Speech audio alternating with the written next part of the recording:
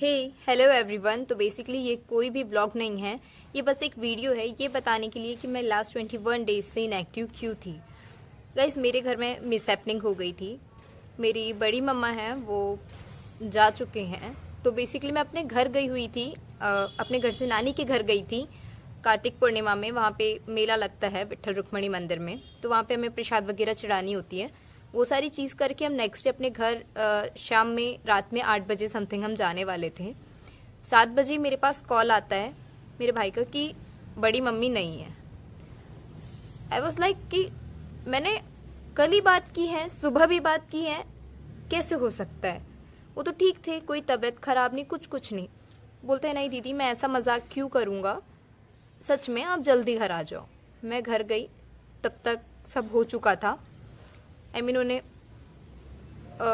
जलाया नहीं गया था, उन्हें लिटा दिया गया था। मैं शॉक थी, कंफ्यूज्ड कि ये क्या हुआ। तब सबने बताया कि उन्हें साइलेंट अटैक टाइप आया, कुछ तबीयत खराब नहीं, कुछ नहीं, बस 2 मिनट लगे और उन्होंने बात करते करते ही अपनी जान छोड़ दी। और लिटरली उसके बाद हमारा माइंड घर में किसी का इतना प्रोसेस नहीं कर पा रहा था कि हम कुछ कर पाए। इनफैक्ट मैं जब विट्ठल रुक्मणी मंदिर गई थी, मैंने वहाँ के सारे व्लॉग बना के रखा था जिसको मैंने एडिट नहीं किया था, और सच में मेरी हिम्मत नहीं हुई कि मैं डालूँ या कुछ भी करूँ। इनफैक्ट मेरी अभी भी बिल्कुल हिम्मत नहीं है कि मैं अपनी वीडियोस को कंटिन्यू करूँ, अपने यूट्यूब को कंटिन्यू करूँ या कुछ और करूँ। लेकिन फिर भी काफ़ी लोगों ने मुझे बोला कि यार तू एटलीस्ट बता दे लोगों को कि तू क्यों इनएक्टिव है। तो बस रीज़न यही था, इसी वजह से हम लोग घर पे रुके अपने गांव में। 16-17 दिन समथिंग हम वहाँ रुके और 3 दिन हुए हैं मुझे अभी यहाँ आए हुए। और आज मैं ये वीडियो शूट कर रही हूँ जिसे मैं शायद आज ही डाल दूँगी जैसे भी है, बिकॉज मुझे इसमें कोई एडिटिंग करने की ज़रूरत पड़ेगी नहीं, कुछ करना नहीं होगा। जो मैं नॉर्मल वीडियो बना रही हूँ, जैसे बना रही हूँ, जो बोल रही हूँ वही सब मैं डाल दूँगी। और गाइस सच में मुझे नहीं समझ आ रहा है मुझे अब अपना यूट्यूब कंटिन्यू करना चाहिए नहीं चाहिए।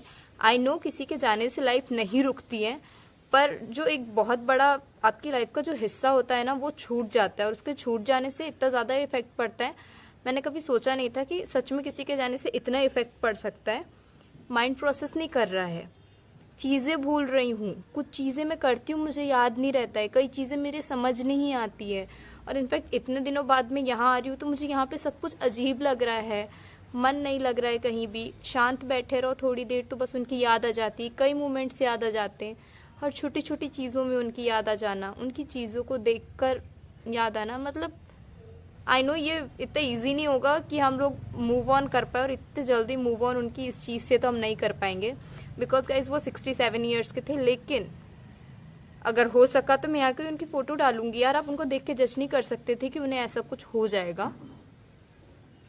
इन सब को देखते हुए मैं तो यार एक ही चीज़ बोलूँगी, प्लीज़ आप लोग अपना ध्यान रखो। वो तो अपनी इतनी पर्सनल केयर करते थे, अगर उन्हें थोड़ा ठीक नहीं लग रहा है डॉक्टर के पास जाएंगे, अपनी सेल्फ केयर करेंगे, खाने पीने का ध्यान रखेंगे, हर चीज़।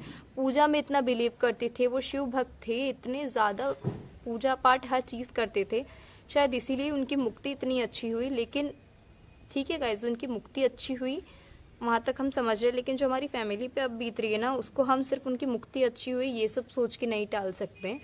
वो हमारे लिए एक बहुत बड़ा माइनस पॉइंट रहेगा, जो शायद मेरी लाइफ में हमेशा रहेगा, लाइफ टाइम रहेगा। उनका एक ड्रीम था कि वो मेरी शादी होते हुए देखे।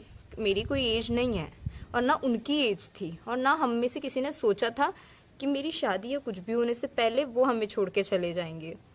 गाइस जिस टाइम उन्हें ले जा रहे थे ना, इतना बुरा लग रहा था कि वो मेरी डोली जाते हुए देखना चाहते थे और मैंने उनकी डोली जाते हुए देखी, और वो मोमेंट में दिल टूटने से भी ज़्यादा बुरा लग रहा था।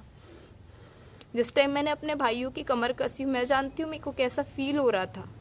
आई नो मैंने मेरे पापा को भी खोया है, लेकिन तब मैं सिर्फ 6 साल की थी, और 6 साल की बच्ची को इतना कुछ समझ नहीं होती है कि उसे कुछ याद रहे या कुछ ये रहे। शायद मुझे उनकी कमी खलती है, बहुत चीज़ों में अपने पापा की कमी खलती है, लेकिन मैं ऐसे डेली बेसिस पे अपनी लाइफ जीना नहीं छोड़ रही थी। ऐसे हर दिन ही मुझे उनकी याद नहीं, हाँ कुछ मोमेंट ऐसे होते थे कि मुझे उनकी याद आ जाती थी। क्योंकि मैंने शुरू से, जब मैं 6-7 साल की हुई यार, जब से मैं जानती हूँ कि बच्चा 9-10 साल में अपना होश संभालता है और उसे चीज़ें याद रहनी शुरू होती है। और तब से मैंने सिर्फ अपनी मम्मी, बड़ी मम्मी, भैया भाभी, इन लोगों को देखा था मेरे आसपास, ये लोग मुझे कैसे रखते थे।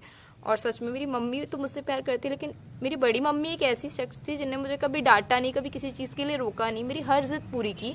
नॉट बिकॉज कि उन्होंने मेरी हर जिद पूरी की इसीलिए मुझे उनकी कमी खल रही। उनकी डांट भी अच्छी लगती थी, वो मुझे डांट भी देती थी कभी कभी, लेकिन यार वो मेरे लिए ना मेरे पापा थे जो मेरी हर जिद पूरी कर सकती थी, जिनके सामने मैं कुछ भी बोल सकती थी। मैं चाहे जो बोलूँ वो मुझे करेंगी, मुझे दिलाएंगी। मम्मी को कन्विंस करती थी, और उनको खोना मतलब मैं सोच नहीं पा रही हूँ। पता नहीं यार, मैं ये वीडियो भी नहीं बनाना चाहती थी। लोगों को लगेगा सिंपत्ति लेने आई हैं या पता नहीं क्या अपना दुखड़ा रो रही है। सबकी लाइफ में होता है, आई नो होता है, लेकिन अब मैं समझ पा रही हूँ कि कोई किसी अपने को खोता है तो कैसा लगता है। क्योंकि अभी तक मेरे साथ ये सब नहीं हुआ। हाँ, बहुत से लोग मेरी लाइफ से गए हैं बहुत, पर बड़ी मम्मी जो थी ना वो मेरे लिए मेरी मम्मी से भी ऊपर है, हमेशा रहेंगी।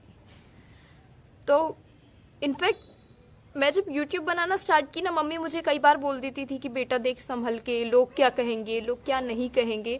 होता है यार, मम्मी लोगों को डर रहता है क्योंकि पापा नहीं है तो ऑब्वियसली ज़्यादा कोई सपोर्ट करेगा नहीं। कुछ लोग देखेंगे तो कुछ गलत ना बोल दे। मैंने बोली मम्मी मैं कोई गलत वीडियोस नहीं डालती हूँ, ना मैं कुछ गलत कर रही हूँ। इस चीज़ पे मेरी बड़ी मम्मी मुझे सपोर्ट करती थी कि बेटा तू कुछ गलत नहीं कर रही, तो तू कभी डरना मत, आगे बढ़ते रहना, जो होगा हम देख लेंगे।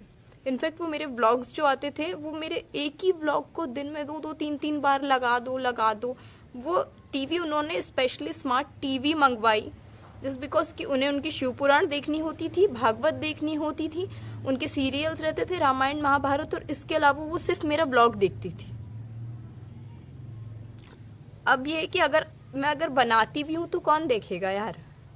उस टाइम पे ये था कि चलो ठीक है, मैं यहाँ पे हूँ, मैं अपने अगर लाइव दिखा रही हूँ तो बड़ी मम्मी वहाँ बैठे बैठे देख लेती थी कि ये ऐसे करती है, ये चीज़ होती है। आई नो वीडियो कॉल है, हम लोग देख सकते थे, बात करते थे, पर एक उनका तरीका था मुझे सपोर्ट करने का। वो मेरा एक बहुत बड़ा सपोर्ट सिस्टम थी जो कि अब नहीं है। आई नो उनने मुझे बहुत अच्छी सीख दी है जिसको देख के मुझे चलना है, अपनी लाइफ को ऐसा करना है कि हाँ उनका नाम आए कि हाँ इनने कुछ बहुत अच्छा सिखाया। और गाइज मैं सच में उनके भरोसे ही मैं YouTube में इतना आगे जाने का सोच लिया था। मैंने बहुत कुछ सोच रखा था, आई नो अच्छा सोचो अच्छा होता है। बहुत मेहनत की थी मैंने, 3 महीने एक भी दिन मिस नहीं किया। मैंने कैसे कैसे ब्लॉग डाले, लेकिन उस दिन के बाद मेरी हिम्मत नहीं हुई कि मैं डालूं। अंदर से मेरी कभी इच्छा ही नहीं बनी कि मैं वीडियो पोस्ट कर दूं। ऐसा नहीं कि मेरे पास वीडियोस नहीं थी डालने के लिए, नहीं, मेरा मन नहीं करा। और सेकंड चीज़ ये थी कि लोग क्या कहेंगे यार, किसके घर में ये हुआ है और ये सब डाल रही है। मैं अभी भी नहीं समझ पा रही हूँ कि मुझे वीडियोस अपनी डालनी चाहिए नहीं डालनी चाहिए। अब देखेंगे, जो होगा वो तो टाइम ही बताएगा। बस मुझे यही सब बताना था, यही सब क्लियर करना था कि बस यही रीज़न था कि मेरी वीडियोस नहीं आ रही थी, मैं इनएक्टिव थी। इसके अलावा आपके जो भी क्लोज वन है प्लीज़ उनका ध्यान रखो। ठंड पड़ रही है, मैंने तो अभी बहुत सारे केसेस सुन लिए, डेथ चारों ओर बस यही सुनाई देता है। तो आपके जो भी क्लोज वन है प्लीज़ आप उनका बहुत अच्छे से ध्यान रखो, उन्हें ठंड से बचाओ और जितना हो सके उन्हें प्यार दो और टाइम दो यार। ओके।